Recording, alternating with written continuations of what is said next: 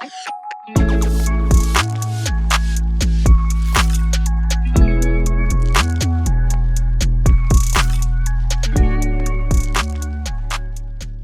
up, friends? Welcome to the Colorado basement. Please excuse the mess. It's kind of crazy down here, but this is my makeshift studio for the time being. Kelsey and I are out of Chicago right now. Our lease was up, so we're kind of in between. So we're at the Colorado house right now, kind of enjoying the outside, being able to hike, being able to do the things we love, let Banks run around in the yard. Today, I want to show you guys my $130 flash photography setup for food and product photography.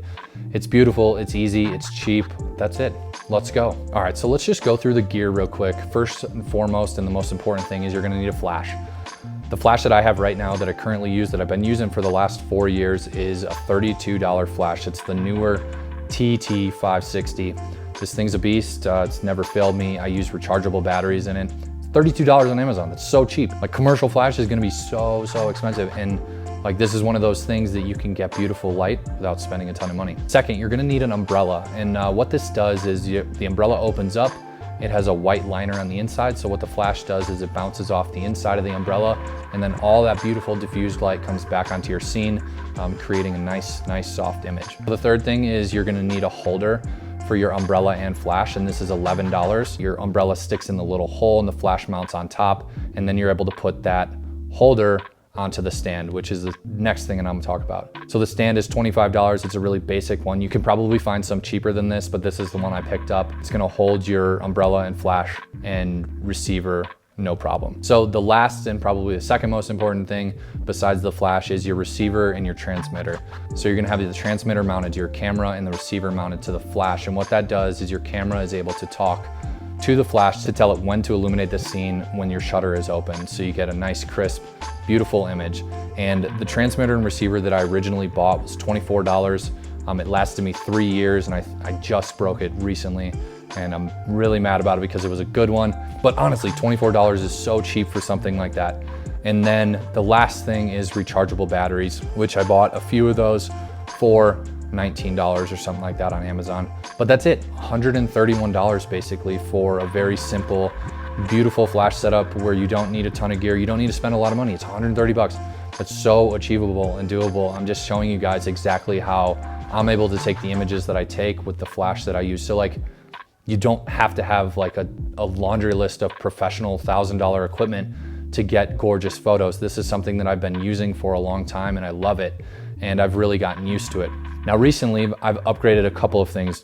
I broke the receiver and transmitter. I'm not exactly sure how I did. The top like kind of fell off and then it just like fizzled out, but it was on its last leg. I mean, it lasted 3 years for $24, which is unbelievable. Recently upgraded the Godox X1s. Decided to splurge a little bit on this. I want this to last more than just 3 years, even though the Cowboy Studio one that I had was a really good initial starting receiver and transmitter. Do a couple more things to really improve my look and improve my image and kind of soften the shadows a little bit and soften the overall image and just create really beautiful white light. And that is a diffuser, a 43-inch diffuser by Newer.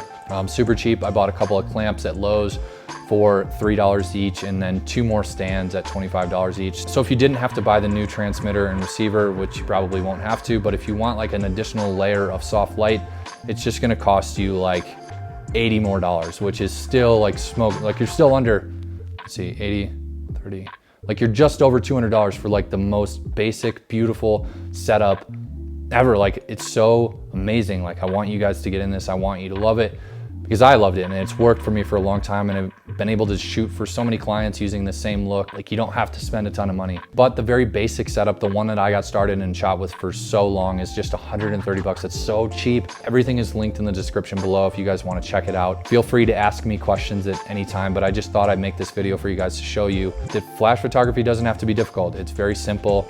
I do all of my photos either from straight on, overhead, or backlit. So you can achieve all of that. It creates like a really nice window of beautiful light. So that's it. I mean, 130 bucks for the most basic, beautiful flash photography setup for product and food. I owe it all to my friend Keegan for introducing me to this quite a while back. And I'm thankful that I reached out and asked him. Since I've been shooting with flash, I'm probably never ever gonna go back to window light. I love it. I'm able to shoot any hour of the day, and a lot of my clients, I generally need to shoot at all hours of the day, and I can't rely on a specific window of light in my house in the morning on a Thursday to get good results, because I don't have that kind of time. Like, I have to keep shooting and I have to keep creating, and that's just the nature of my job, being able to shoot for a lot of clients at one time. So I really enjoyed. If you guys have any questions at all about the setup, feel free to ask me either on my Instagram at Fork and Pancakes, or just leave a message down in the comments and I'll be sure to answer it for you. Peace. See you in the next episode.